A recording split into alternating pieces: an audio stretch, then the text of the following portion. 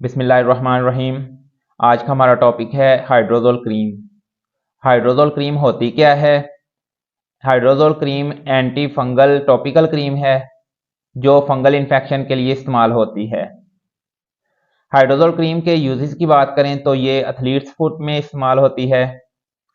ऐसी कंडीशन जिसमें पाँव की उंगलियां फंगल इन्फेक्शन की वजह से ख़राब हो जाती हैं।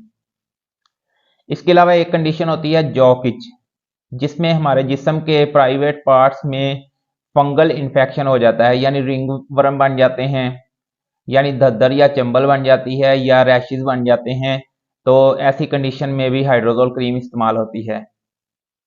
इसके अलावा इन्फ्लेमेटरी स्किन कंडीशन, यानी जिल्द के ऊपर सोजिश हो जाना किसी चीज़ के काटने की वजह से या खारिश या एलर्जी की वजह से सोजिश हो जाना, उसमें भी ये इस्तेमाल होती है।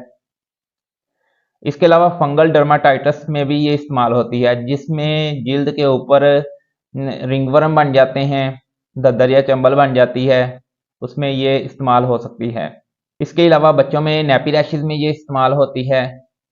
हाइड्रोजोल क्रीम के कंपोजिशन की बात करें तो इसमें हाइड्रोकार्टिसोन होता है जो कि कार्टिकोस्टीराइड है।